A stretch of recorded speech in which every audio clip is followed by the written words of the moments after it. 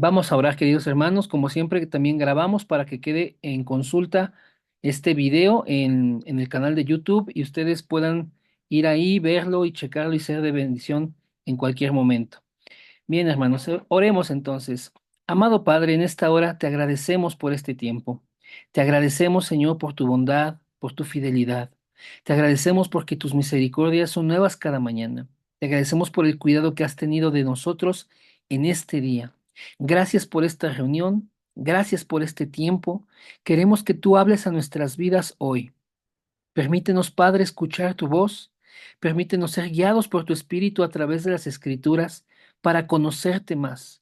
Ayúdanos, Señor, a entender la obra de Cristo y que entonces nuestros corazones sean transformados. Padre, que en el nombre de Jesús, tu palabra permita que en nosotros haya, Señor, una renovación. Permite, Señor, que el carácter de Cristo esté formado en nosotros, en nuestras mentes, en nuestros corazones, a través de tu palabra. Ayúdanos a entender tu plan y permite, Señor, que mis hermanas y hermanos aquí reunidos puedan ser bendecidos y edificados en este tiempo. Habla nuestras vidas, Señor. Necesitamos tanto de ti, que tú nos guíes, que tú nos muestres, Señor, el camino. Permítanos, Padre, encontrar a Cristo en las Escrituras y que nosotros, Señor, seamos vivificados, Señor, por tu palabra, por tu presencia, por el mensaje que tienes para nosotros esta noche. Oramos en el precioso nombre de Jesús. Amén y amén. Bien, queridos hermanos, les voy a compartir la pantalla. Amén. Ahí alcanzan a ver, hermanos. Vamos, Amén. vamos a ir a la parte final, queridos hermanos, de Efesios, Efesios capítulo 6. Durante estas semanas hemos estado desarrollando todos los pasajes de este capítulo, mis hermanos, y hoy llegamos a Efesios 6. Es un mensaje corto, hermanos, pero es poderoso, hermanos, para nuestras vidas y es un mensaje central para la fe cristiana. Entonces vamos a leer la palabra de Dios, Efesios 6, del versículo 10 en adelante. La armadura de Dios, hermanos. Por lo demás, hermanos míos, fortaleceos en el Señor y en el poder de su fuerza. Vestíos de toda la armadura de Dios, para que podáis estar firmes contra las acechanzas del diablo. Porque no tenemos lucha contra sangre y carne, sino contra principados, contra potestades, contra los gobernadores de las tinieblas de este siglo, contra las huestes espirituales de maldad en las regiones celestes. Por tanto, tomad la armadura de Dios para que podáis resistir en el día malo, y habiendo acabado todo, estar firmes. Estad pues firmes, ceñidos vuestros lomos con la verdad, vestidos con la coraza de justicia. Versículo 15. Y calzados los pies con el apresto del Evangelio de la paz. Sobre todo, tomad el escudo de la fe con que podáis apagar los dardos de fuego del maligno. Y tomad el yelmo de la salvación y la espada del Espíritu, que es la palabra de Dios, orando en todo tiempo, con toda oración y súplica en el Espíritu y velando en ello con toda perseverancia y súplica por todos los santos, y por mí, a fin de que al abrir mi boca me sea dada la palabra para dar a conocer con denuedo el misterio del Evangelio, por el cual soy embajador en cadenas, que con denuedo hable de él como debo hablar. Vamos a ir a las instrucciones finales, hermanos.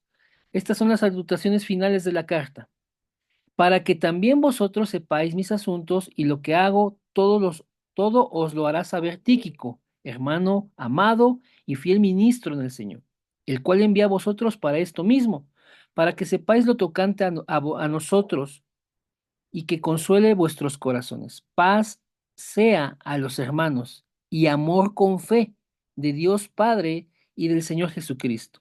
La gracia sea con todos los que aman a nuestro Señor Jesucristo con amor inalterable. Amén. Bien, queridos hermanos, vamos a, hermanos, a ver la obra de Cristo. ¿Por qué tenemos, hermanos, un pasaje de la Escritura que nos habla acerca de una armadura? Hermanos, yo quiero que ustedes puedan comprender la obra del Señor. Quiero, hermanos, llevarlos a través de algunos versículos para que vean que esto no es nuevo en las Escrituras. Dios tiene, hermanos, de hecho, a ver, este es el pasaje inicial. Este versículo, hermanos, es la primera vez que Dios habla acerca de vestir, revestir, cubrir al ser humano. Génesis 3:21 nos habla, hermanos, de ese anuncio de la obra de Cristo.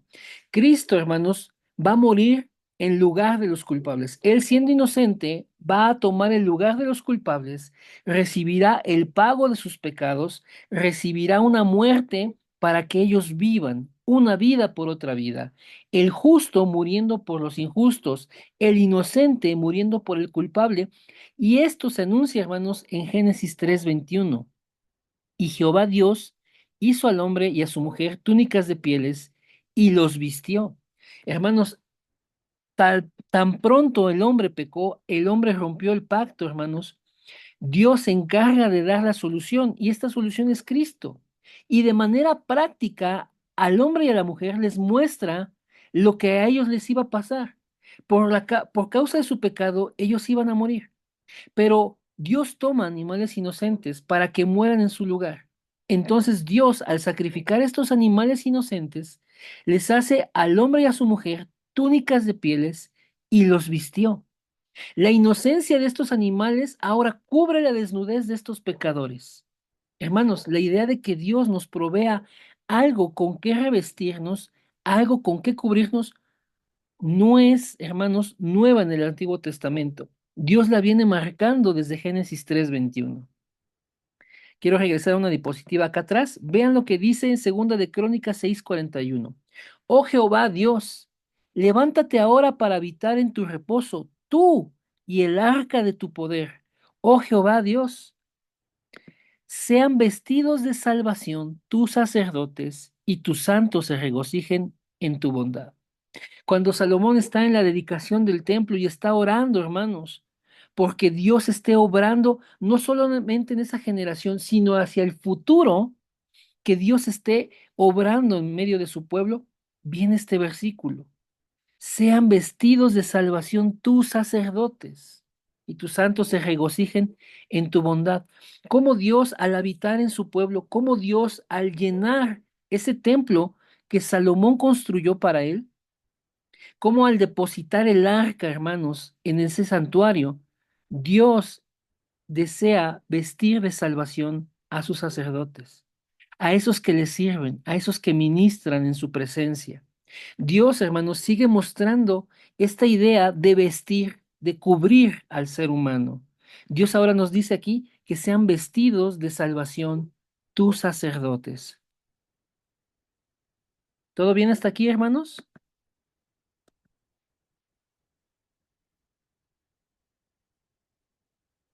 ¿Hermanos, me escuchan? Sí, amén. Amén. Bien. Veamos algo que dice el Nuevo Testamento, hermanos.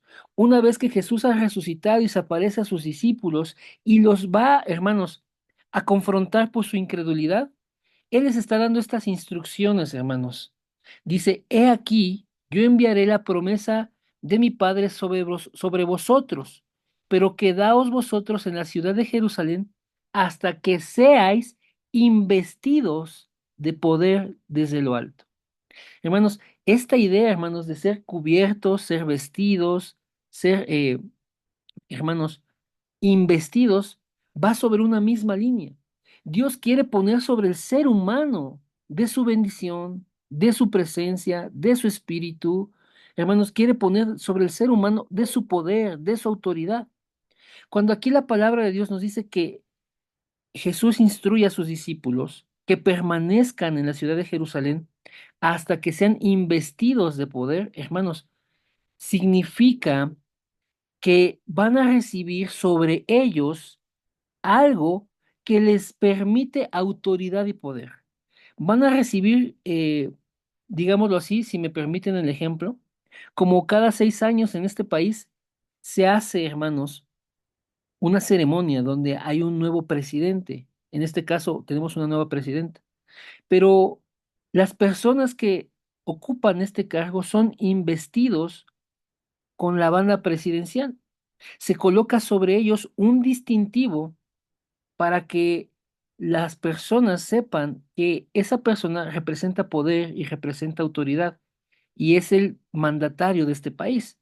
Entonces, vean cómo Dios de verdad desea que sobre el ser humano haya una cobertura de su presencia, una cobertura de su poder, una cobertura de Cristo, hermanos, sobre el ser humano. Entonces aquí Dios dice, van a ser investidos de poder. O sea, son seres humanos como cualquier otro, pero sobre ustedes va a haber algo que los hace diferentes. ¿Y qué es? Es el poder del Espíritu Santo de Dios. ¿Vamos bien hasta aquí, hermanos? Sí, amén. Amén. Vean lo que dice Colosenses 3:12.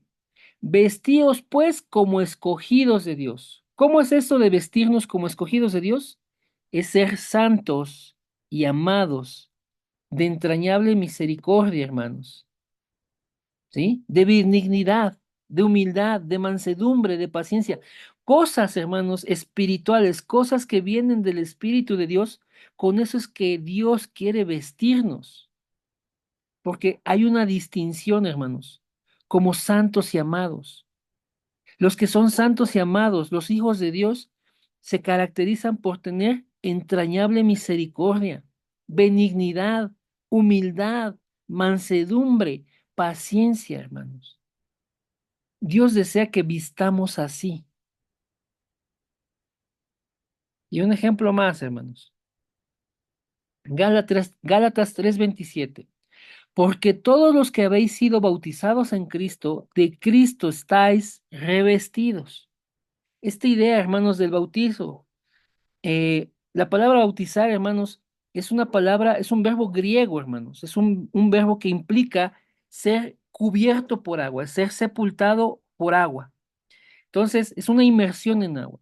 Y la inmersión, el bautismo que Dios, hermanos, nos ha dado en la palabra, es para que todos aquellos que han creído en Cristo y se identifican con Cristo lo puedan hacer de manera pública.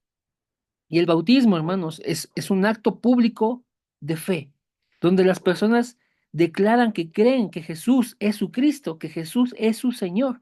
Y entonces muestran su fe de manera pública al ser partícipes de esta analogía de su muerte y resurrección. Son sepultados en el agua cuando entran y son cubiertos totalmente por el agua, como Cristo fue sepultado, murió y fue sepultado. Y salen del agua a manera, hermanos, de representar que Cristo resucitó de entre los muertos. Entonces mueres al pecado, entonces vas a la tumba, eres sepultado en agua. Sales del agua y resucitas a una vida nueva. ¿Por qué? Porque de Cristo estás revestido. Así como Él murió y resucitó, hermanos, nosotros también moriremos y resucitaremos. Morimos a una vida vieja, a una vieja naturaleza. Morimos al pecado, a la carnalidad y resucitamos para vivir una vida de acuerdo a la voluntad de Dios, de acuerdo a su espíritu y en agrado a Él.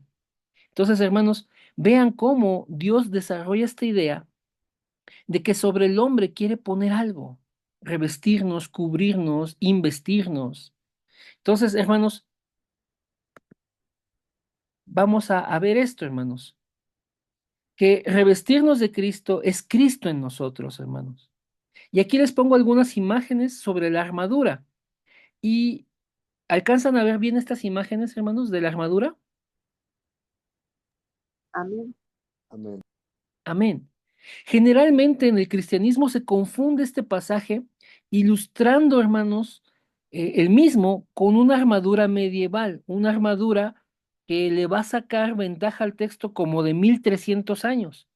La armadura en la que Pablo está pensando, hermanos, para hacer esta analogía, claramente inspirado por el Espíritu de Dios, no es una armadura medieval, hermanos, no es una armadura europea del feudo, sino que es una armadura romana del siglo I.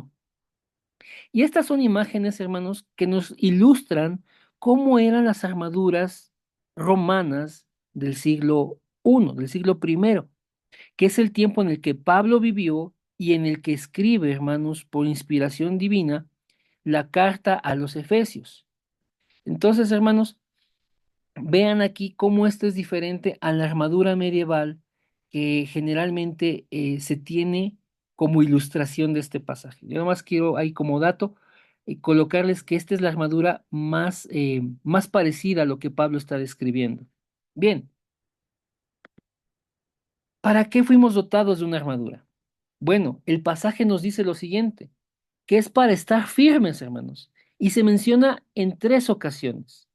¿Por qué necesitamos estar firmes? Porque tenemos una lucha y con esta armadura vamos a poder resistir. Hermanos, tenemos que entender que cuando portamos esta armadura es porque estamos en una lucha, es para estar firmes, es para resistir, para que cuando haya acabado todo, nosotros podamos permanecer.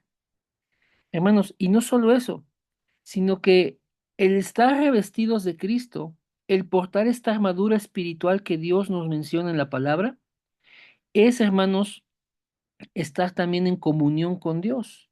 Y ahorita lo vamos a ver, hermanos, en el texto. Y aquí yo les pongo entre paréntesis los tres de hoy. ¿Cuáles son los tres de hoy? Es tomar la palabra, es orar con la palabra y es compartir la palabra.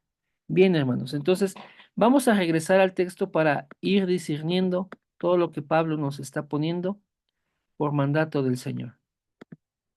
Bien, lo primero, hermanos, que Pablo nos dice, hermanos, es que nosotros nos fortalezcamos, pero él nos dice, hermanos, en dónde nos tenemos que fortalecer. Y es que nos fortalezcamos en el Señor, en el poder de su fuerza. No nos vamos a fortalecer en nosotros mismos, no nos vamos a fortalecer en nuestras experiencias, en nuestros recursos, en nuestras capacidades. No nos vamos a fortalecer en algún método humano o en alguna institución humana. No nos vamos a fortalecer, hermanos, en alguna agrupación. Nada, hermanos, de este mundo. Nada nuestro. Nos vamos a fortalecer en el único que es la fuente de poder, hermanos, en Dios. Nos vamos a fortalecer en el Señor. Nos vamos a fortalecer, hermanos, en la fe de que Él tiene toda la potencia, hermanos, para realizar cualquier cosa. No hay nada que el Evangelio no pueda resolver. Hermanos, esta debería ser una certeza en nuestras vidas. ¿Quién tiene el poder? Dios. Yo soy débil, yo soy frágil, yo soy vulnerable, yo estoy falto, yo soy carente. Entonces, ¿a quién necesito recurrir para estar fuerte? Al Señor, hermanos. Y entonces, hermanos, si entendemos esto primero, vamos a poder alejarnos, hermanos, de mucha confusión y vamos a poder alejarnos de ideas falsas. ¿En qué nos vamos a fortalecer? Solo en el Señor. ¿De dónde proviene nuestra fuerza? Solo del Señor, hermanos. Entonces, que podamos hacer a un lado, por gracia de Dios, toda idea, toda idea acerca de que tú eres el importante, tú eres el fuerte, tú eres el que puede, tú eres el que lo tiene que hacer, tú eres el que lo va a lograr. Hermanos, hagamos a un lado eso. Nuestra fuerza proviene del Señor. Y entonces Pablo comienza así. Vístanse de toda la armadura de Dios, con la que pueden estar firmes. Vamos a estar firmes contra las acechanzas del diablo. Hay un enemigo espiritual que está acechando como un león rugiente, buscando quien se descuida para devorarlo, hermanos. Necesitamos tomar la armadura de Dios para resistir la obra de Satanás. Y entonces Pablo nos aclara que nuestra lucha espiritual, hermanos, primero es una lucha espiritual. No es contra otro ser humano, no es contra, no es contra carne y sangre, hermanos, sino contra, hermanos, espíritus. Es contra principados, potestades, gobernadores de las tinieblas de este siglo, huestes de maldad en las regiones celestes, hermanos. Es una lucha espiritual, no es una lucha contra otra persona. Entonces son puntos que necesitamos tener claros. Por tanto, tomad toda la armadura de Dios. O sea, no te puedes vestir parcialmente de la armadura de Dios. No la puedes tomar hoy y mañana dejarla. Es tomarla de manera permanente.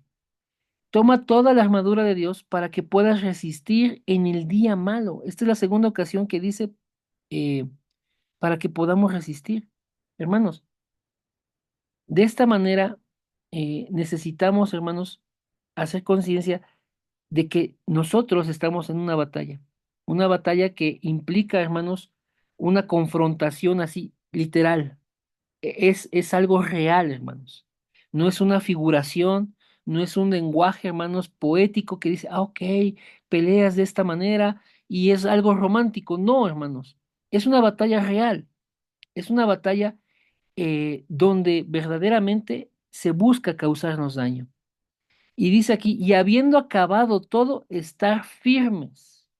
La idea de Dios es que nos dote esta armadura para que podamos estar firmes, para resistir en el día malo, hermanos. Entonces dice, estad pues firmes, ceñidos vuestros lomos con la verdad. Cuando llegamos a esta parte, hermanos, y dice, ceñidos vuestros lomos con la verdad, se creía antiguamente, hermanos, que las emociones, que los sentimientos, todo se generaba en el centro del cuerpo, ¿sí? De ahí también viene el dicho de que hay gente que es visceral, porque reacciona emocionalmente con el estómago. De ahí viene esta creencia, hermanos. Cuando Pablo está diciendo aquí, ceñidos vuestros lomos con la verdad, es que nuestras emociones, nuestros sentimientos, lo que hay en nuestro interior, hermanos, sea cubierto con la verdad. Vestidos con la coraza de justicia, hermanos. Eh, el centro del cuerpo, hermanos, es de las partes más vitales en una batalla, lo cual tiene, hermanos, que estar cubierto con la justicia. Dios nos permite, hermanos, poder hacer esta analogía para que veamos que tiene que ver, hermanos, con toda nuestra manera de vivir.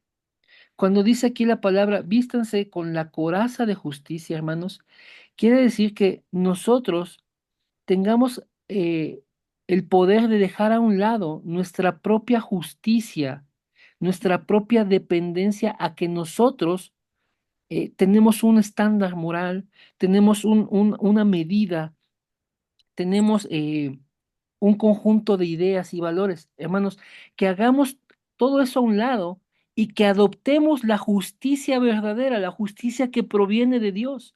Y con eso, hermanos, cubramos el centro de nuestro ser, que es el corazón, hermanos. ¿Vamos bien hasta aquí? Amén. Amén. Luego Amén. dice aquí, calzados los pies con el apresto del Evangelio de la paz. La Biblia también nos dice en Romanos que son hermosos los pies de los que llevan estas buenas de salvación. Entonces, que nuestra vida sea una vida presta para compartir el Evangelio. Entonces, el calzado de los pies con el apresto del Evangelio es que siempre estemos dispuestos, hermanos, a poder llevar esta salvación, este mensaje de salvación a todas partes y con todas las personas. Sobre todo, tomad el escudo de la fe con que podáis apagar todos los dardos de fuego del maligno. Solamente con nuestra fe en la obra del Señor vamos a poder apagar lo que Satanás nos mande.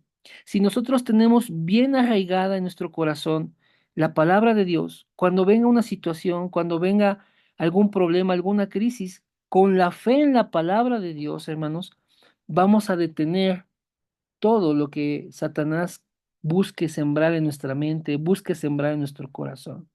Es la manera en que podemos apagarlo, solo con la palabra, con la fe que Dios nos ha dado en su obra. Entonces, es esta manera en que podemos defendernos, hermanos, evitar ser incendiados por Satanás. Y tomad el yelmo de la salvación y la espada del Espíritu, que es la palabra de Dios. Hermanos, muchos han dicho que esto se refiere, hermanos, a que nuestra mente esté, hermanos, en la obra de Cristo, en esa salvación, esté centrada en lo que es bueno, lo que es puro, lo que es amable, lo que dice Filipenses capítulo 4, hermanos, del versículo 8 en adelante. Que pensemos en Cristo, que pensemos en Él, hermanos, en su obra. Y la espada del Espíritu, que es la palabra de Dios, aquí mismo la palabra lo interpreta. La espada del Espíritu es la palabra de Dios. Es el arma con la que nosotros nos defendemos. Y ahora, hermanos, viene a partir del versículo 18, viene, hermanos, la aplicación, hermanos, de esto. Orando en todo tiempo con toda oración y súplica en el Espíritu, y velando en ello con toda perseverancia y súplica por todos los santos. Hermanos, los tres de hoy significa, hermanos, que hacemos práctico, hermanos, el vestirnos de Cristo. Hacemos prácticos tomar la palabra de Dios y llevarla a nuestras vidas. ¿Cómo puedes tomar la palabra de Dios? Escuchando el mensaje, leyendo la Biblia directamente, que otra persona, como en este caso hoy que les estoy compartiendo la palabra, hermanos, así tomamos la palabra. Y orando, hermanos, y suplicando con ella, hermanos.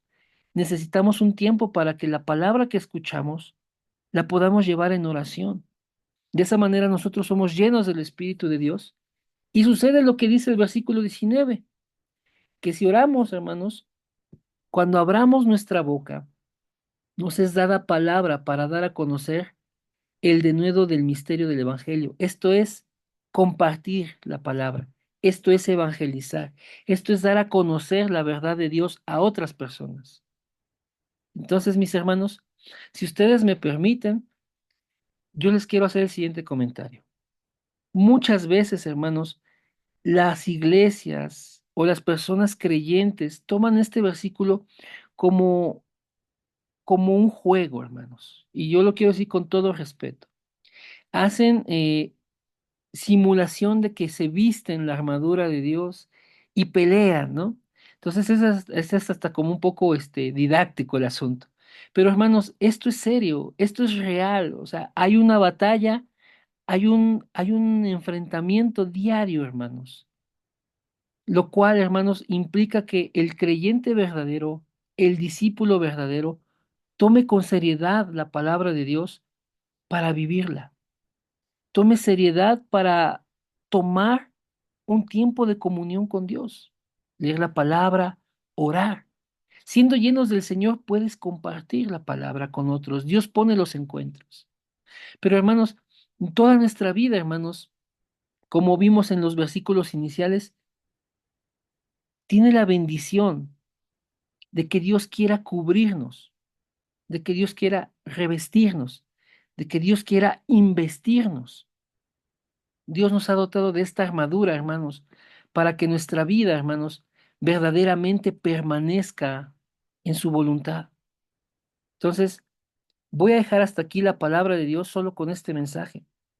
El tomar la armadura de Dios, hermanos, es que Cristo se ha formado en nosotros, de manera que todo nuestro ser, hermanos, está siendo transformado por estar expuestos a la presencia de Dios, por estar en esa comunión. De modo que entonces tomas, como dice Pablo, toda la armadura, toda la armadura. Tienes fe, tienes puesta tu mente en las cosas de Dios, tienes la palabra, la usas, la sabes usar, no andas divagando, no andas malinterpretándola. Tienes disposición para llevar el Evangelio. Tus emociones y tu corazón son guardados por ella. Hermanos, la palabra de Dios nos ha dotado de una armadura para que nosotros verdaderamente podamos resistir cada día.